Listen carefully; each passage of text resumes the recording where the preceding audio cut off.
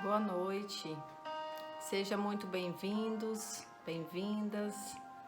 Vamos cultuar o Senhor, vamos glorificar o nome do Senhor. É o nosso Deus vivo, o nosso Deus que te conhece, que Ele me conhece. Antes de eu formar, Ele já me conhecia. E é por esse Deus que nesta noite nós estamos aqui, clamando por misericórdia, clamando para que Ele alcance o coração das pessoas que não o conhecem. Ó Senhor, alcance as pessoas através das nossas vidas, através de outras pessoas, para que elas possam conhecer o tão grande o Senhor é, que é o Senhor vivo, que faz milagre, que é o Senhor de ontem, hoje e para sempre. Nós não podemos perder a nossa esperança, irmãos. Nós temos que ter fé nesse Deus que ainda faz milagres, que Ele consegue dar o consolo para aqueles que estão sofrendo, que Ele consegue restaurar a saúde. Esse é o nosso Deus que nós servimos. Então coloque a sua confiança em Deus, porque é esse Deus que pode todas as coisas. O texto que eu quero compartilhar com vocês está em Salmos 20, versículo 7, que diz assim: uns confiam em carros, outros em cavalos. Nós, porém, nos gloriaremos em o nome do Senhor nosso Deus. O Senhor da vitória, responde-nos quando clamarmos. Que possamos clamar a esse Deus, porque é Ele que responde às nossas orações, quando colocamos a nossa confiança nele. Amém? Vamos ter um momento de oração. Senhor Deus, obrigado, Pai, pela oportunidade de estarmos aqui. Que o Senhor venha alcançar os nossos corações, que o Senhor venha usar as nossas vidas, Pai. Que o Senhor venha cuidar de cada família que assiste esse momento, Pai. Oh, Senhor, tenha misericórdia de nós, tenha misericórdia desse mundo, Pai. Oh, Senhor, quantos corações estão assolados, Pai, com tantas percas, mas nós cremos que o Senhor ainda está no controle, que é o Senhor que pode mudar essa situação. E é nesse pedido e nessa confiança, Pai, que nós cremos que o Senhor cuida de nós, que o Senhor cuida de cada família, que o Senhor ainda restaura casamentos, que o Senhor ainda restaura famílias que foram quebradas, que o Senhor traz a cura, Senhor. Oh, Senhor, nós cremos e depositamos a nossa confiança em Ti. E que as pessoas que ainda não Te conhecem, Pai, que elas possam, Pai, Te conhecer. Que o Senhor possa alcançar essas vidas, Pai, em nome do Senhor Jesus, para que elas possam ter o privilégio, Senhor, de ter a vida eterna. Amém.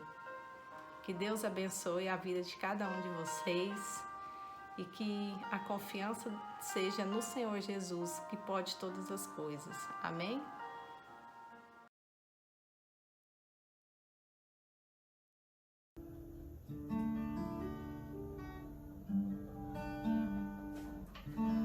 Boa noite, irmãos. Estamos aqui mais uma vez. Vamos louvar o Senhor com essa música que fala que a gente descobre, né, a diferença de estar com Deus e andar nos seus caminhos.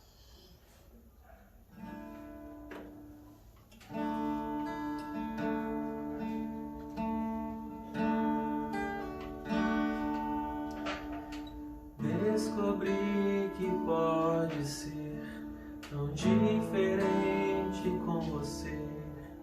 Não se pode suspeitar dos seus caminhos. Sempre é tempo de viver uma nova história a escrever. O Deus que não cansa de me surpreender. Tu és a razão.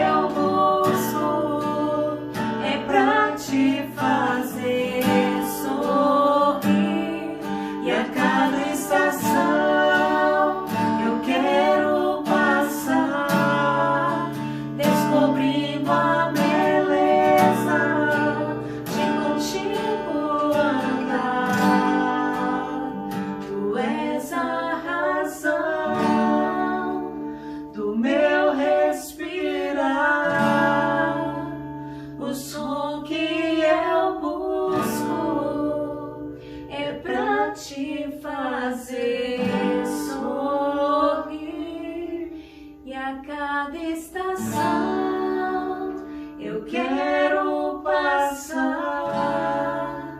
descobrindo a beleza de contigo andar.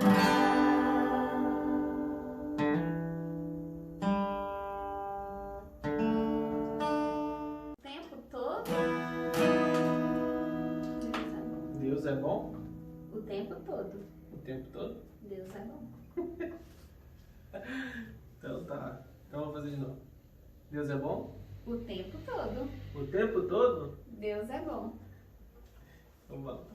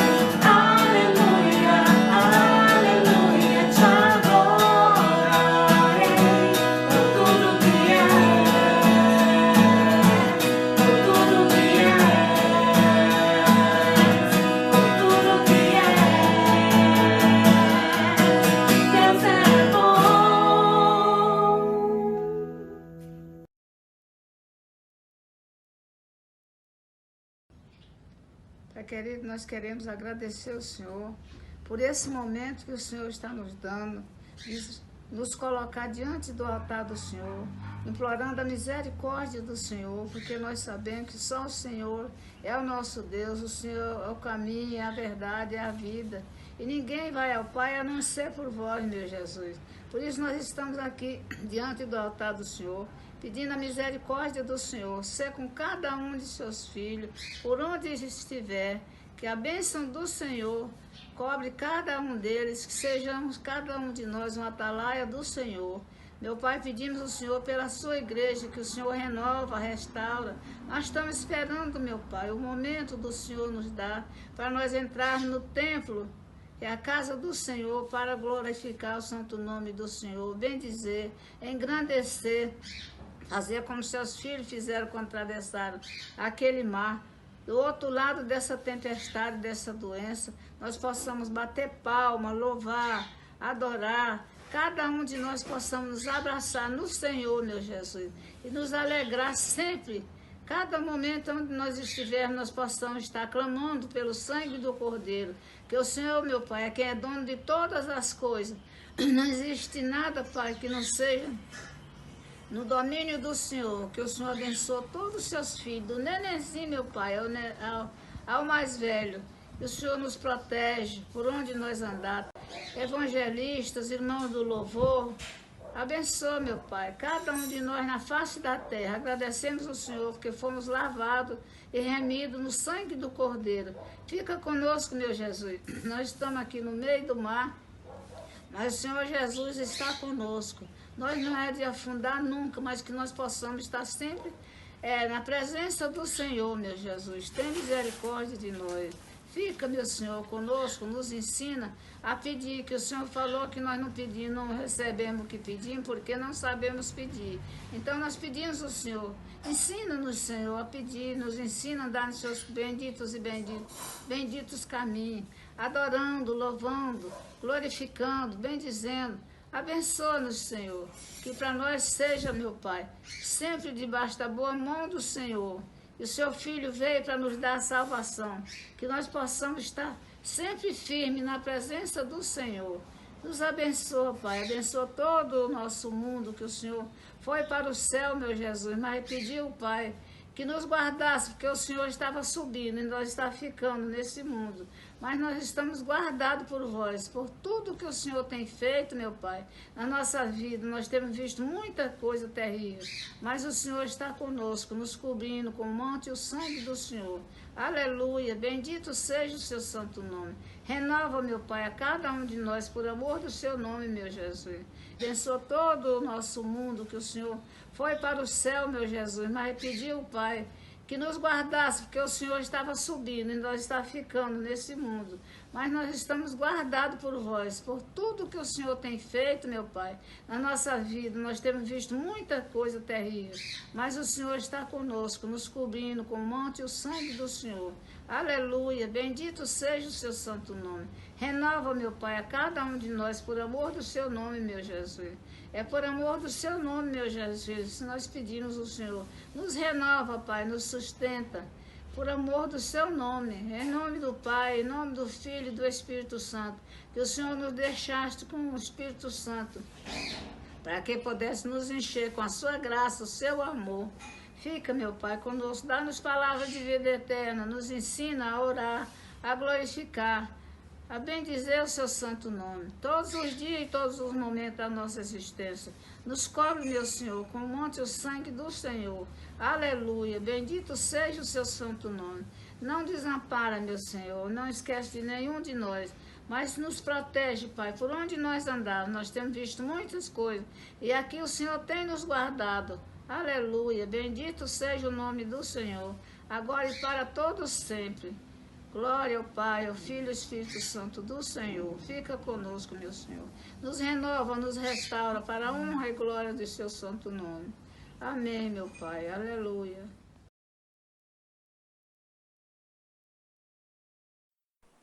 Então, boa noite. A paz do Senhor para os irmãos, para aqueles que estão me ouvindo aí nas suas casas, nesse momento, ou em qualquer um outro lugar. Uma pergunta que tem surgido na mente, no coração de muitos irmãos e de muitas pessoas nesse tempo que nós estamos vivendo. é a respeito da vida depois da morte, né? Afinal de contas, a gente tem visto muitas pessoas queridas, amadas, gente que a gente conhece e conviveu, partindo dessa vida para a eternidade.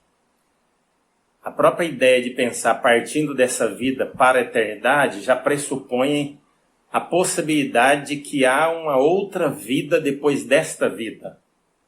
Existe alguma coisa além desta vida? Ou seja, existe vida depois da morte? Essa é uma pergunta que tem sido feita há milhares de anos pela humanidade. Pessoas de todos os povos, tribos, raças, línguas e nações já fizeram esse tipo de pergunta. O mundo sempre fez esse tipo de pergunta. Existe alguma coisa além desta vida que nós conhecemos? Essa vida visível, essa vida palpável? É sobre isso que eu gostaria de compartilhar nessa noite com todos aqueles que estão participando, que estão assistindo essa live. Que Deus abençoe sua vida e que você possa aprender e colocar isso em prática, os ensinamentos que nós vamos transmitir de alguma forma nessa noite para você. Amém? Quero começar com um texto bíblico do Evangelho de Lucas. Evangelho de Lucas, lá na Bíblia, capítulo 23, versos 39 ao 43. Acompanhe aí o que diz esse trecho das Escrituras Sagradas. Diz assim: Então um dos malfeitores que estavam pendurados blasfemava dele, dizendo: Não és tu o Cristo? Salva-te a ti mesmo e a nós. Respondendo, porém, o outro repreendia-o, dizendo: Nem ao menos temes a Deus, estando na mesma condenação? E nós, na verdade, com justiça, porque recebemos o que os nossos feitos merecem. Mas este nenhum mal fez.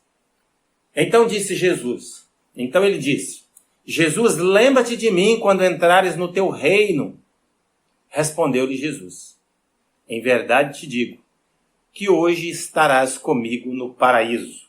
Respondeu-lhe Jesus: Em verdade te digo que hoje estarás comigo no paraíso. Uma história muito conhecida, os dois malfeitores ou 12 ladrões que são crucificados com Jesus ali na cruz. E em um determinado momento dessa crucificação ali, antes deles morrerem, um dos malfeitores se volta para Jesus e diz: Olha, você não é o Filho de Deus, você não pregou isso, não ensinou isso por aí? Desce dessa cruz aí, mostra que você tem poder, salva você e salva nós também. Mas o outro, do outro lado, repreendeu o seu companheiro e disse: Não, nem numa situação, numa sentença de morte como essa, você não se arrepende? Você não está percebendo que nós estamos aqui porque os nossos pecados nos trouxeram, os nossos erros nos trouxeram para essa condenação? Mas esse homem aí é justo. Esse homem aí nenhum mal ele fez. E aí ele se volta para Jesus e diz: Jesus, lembra-te de mim quando entrares no teu reino. Ele acreditava que Jesus tinha um reino e que Jesus tinha alguma coisa para oferecer além desta vida. Percebe a situação?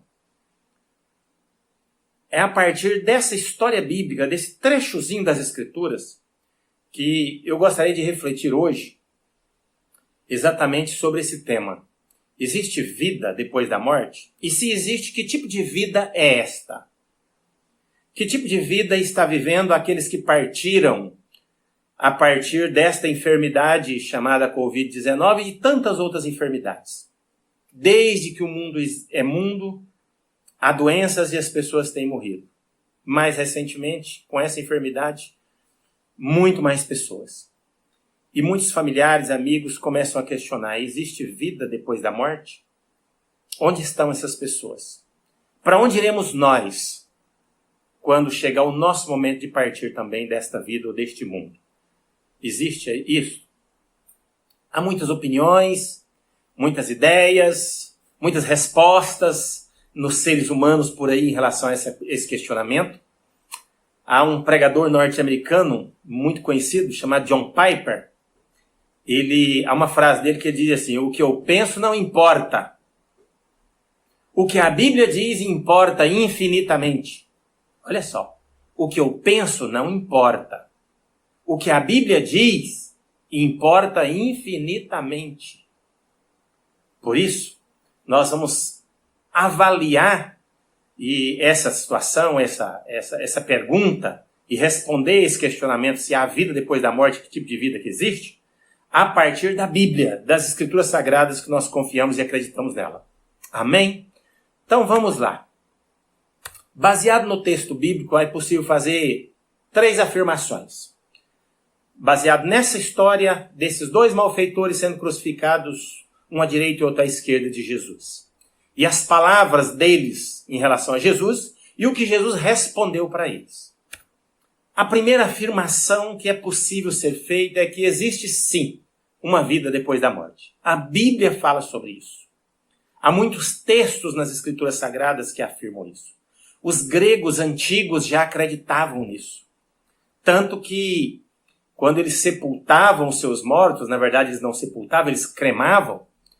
Então, no momento em que eles estavam queimando os seus mortos ali, eles tinham o costume de colocar moedas nos olhos, porque eles acreditavam que existia um rio que precisava ser atravessado pelo falecido, e tinha um barqueiro que precisava receber o pagamento para atravessar e ia desse rio, para que o seu falecido pudesse encontrar a outra margem do rio, que era, então, uma espécie onde moravam, um local onde moravam os mortos. Então, de modo que os gregos, e inclusive os próprios filósofos, eles acreditavam na imortalidade da alma. Havia alguma coisa no ser humano que não morria. Havia essa crença entre eles. Os cristãos, e antes dos cristãos, os próprios judeus, acreditavam plenamente nisso e acreditavam baseado nos ensinos dos profetas, nos ensinos do Velho Testamento e, posteriormente, nos ensinos dos apóstolos do Novo Testamento. Veja bem que esse malfeitor ali na cruz, ele diz para Jesus assim: lembra-te de mim quando entrares no teu reino. Lembra-te de mim quando entrares no teu reino. Ele acreditava que existia um reino. Ele era um malfeitor e acreditava que existia um reino, que tinha alguma coisa além desta vida. Jesus se volta para ele e diz: hoje mesmo estarás comigo no paraíso. Hoje mesmo estarás comigo no paraíso. Olha só. As respostas de Jesus, ou a resposta de Jesus, e a palavra desse homem, já dá para deduzir, exatamente o que está registrado nas Escrituras Sagradas, que existe sim uma vida depois da morte. Mateus capítulo 10, verso de número 28, Jesus diz assim: não temais os que matam o corpo e não podem matar a alma. Temei antes aquele que pode fazer perecer no inferno tanto a alma quanto o corpo. Jesus fala da alma como alguma coisa que não morre, que ninguém pode matar. Não temam quem mata a alma, quem mata o corpo, mas não pode matar a alma. Ele diz, antes a gente deve temer aquele que pode perecer no inferno, fazer perecer no inferno tanto a alma como o corpo. Jesus faz menção então da alma como alguma coisa que não pode ser morta. Existe uma parte no ser humano que não é físico, que não é mortal, que é imortal. Essa parte às vezes na Bíblia é chamada de corpo, às vezes é chamada de alma. Existe essa parte em todos nós. Então Jesus deixa claro essa ideia da imortalidade de uma parte do ser humano chamada de alma. Então a Bíblia ensina por esse e por muitos outros textos bíblicos que há sim alguma coisa depois da vida nesse corpo. Segunda afirmação é que a Bíblia ensina também que existe uma espécie de paraíso para pecadores arrependidos. E é bem importante frisar bem essa frase. Existe um paraíso para pecadores arrependidos. Se observarem bem, vão perceber que esses dois homens aqui são malfeitores, são ladrões, e um deles está arrependido, o outro não. Para esse que está arrependido, Jesus diz, hoje mesmo estarás comigo no paraíso. Hoje mesmo estarás comigo no paraíso.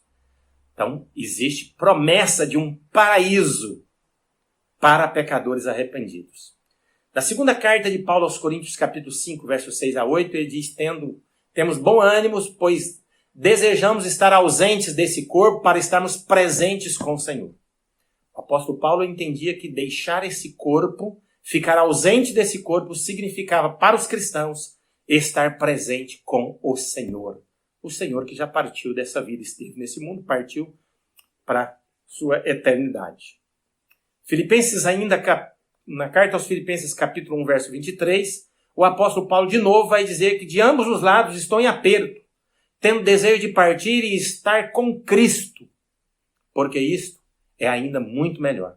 O apóstolo Paulo diz que tinha o desejo de partir, de deixar esta vida, de deixar esse corpo e estar com Cristo. E ele diz que isso era muito melhor. Então, a ideia é que depois da vida no corpo existe uma vida eterna, uma vida na presença de Jesus, uma vida com Deus.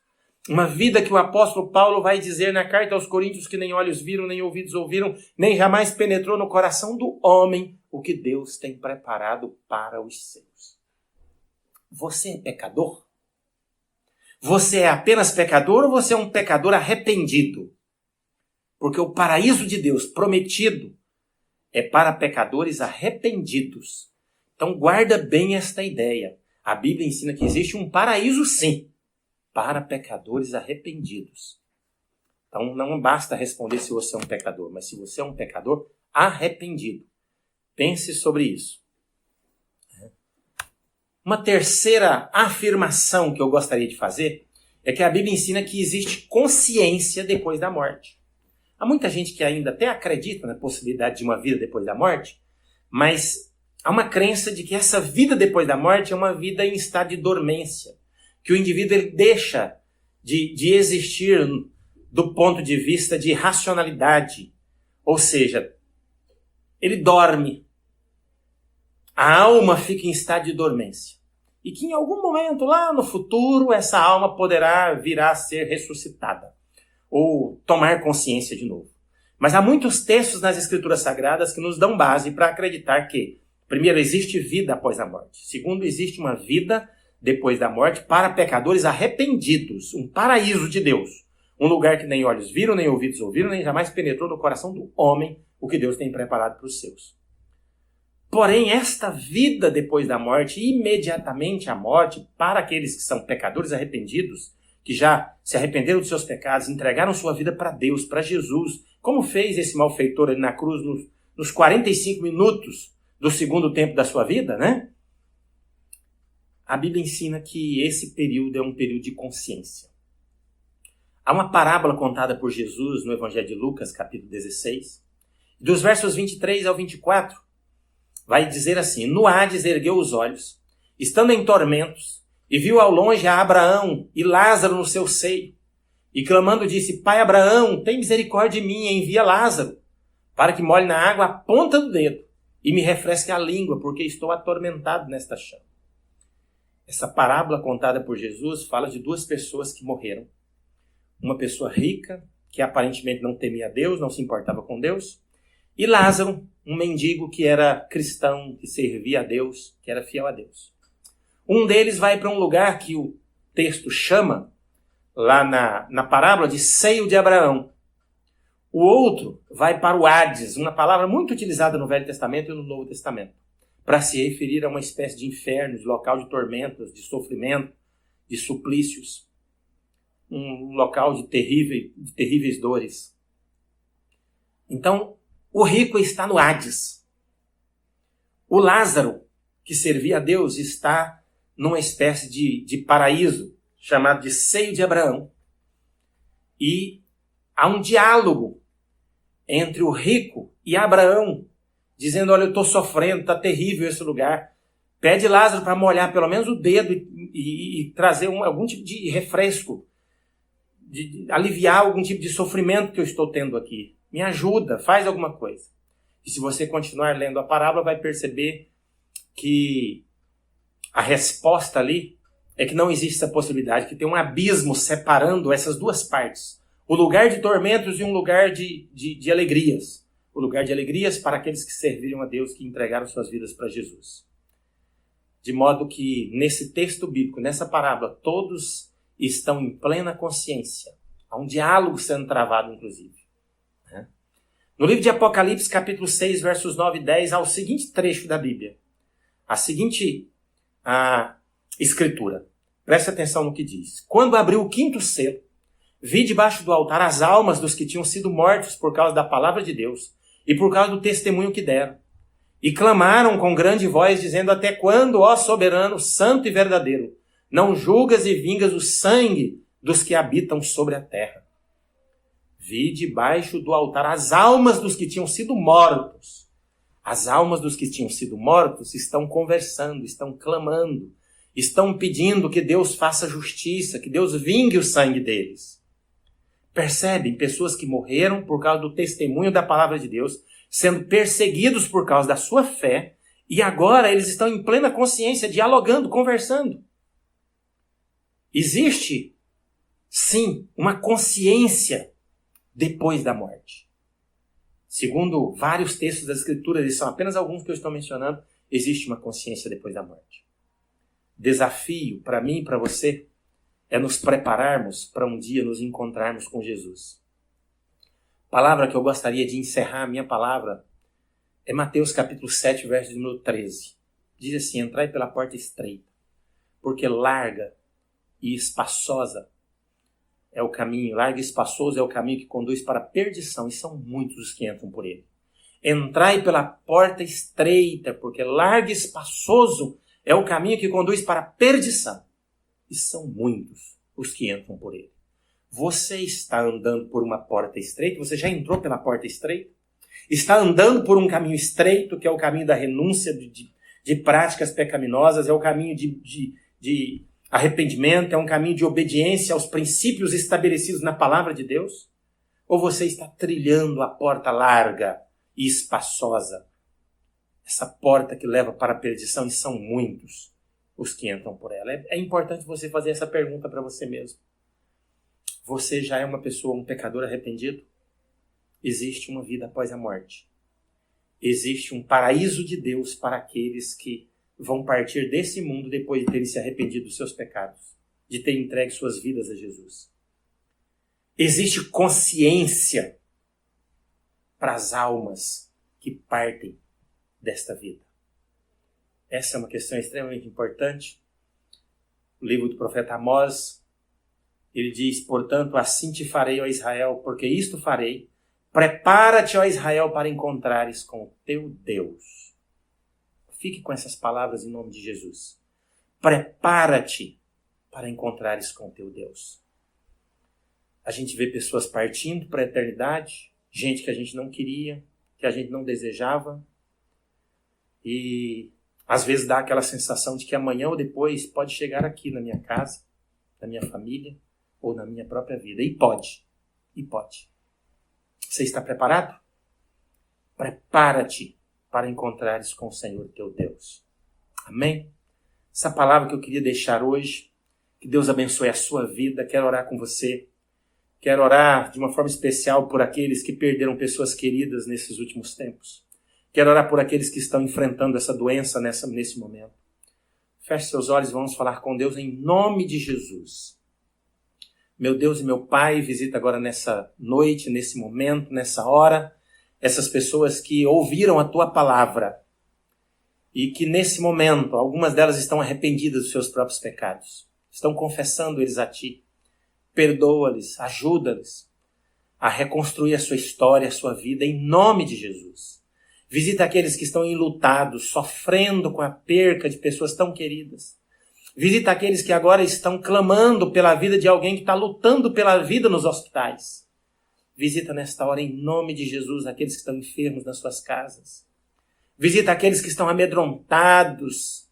Quem sabe alguns deles até com pânico, Senhor. Põe as tuas mãos, traga paz ao coração. Em nome de Jesus nós te clamamos. Amém e amém. Amém. Que Deus te abençoe. Deus abençoe todos aqueles que têm participado aí aos domingos com a gente. Sei que Deus tem coisas boas para a nossa vida ainda. E há muita coisa a ser feita nesse mundo. Vamos ser fiel a Deus enquanto Ele nos der vida. Ser fiel a Deus e abençoar pessoas que nós podemos abençoar com o que nós podemos fazer. Amém? Que Deus te abençoe em nome de Jesus.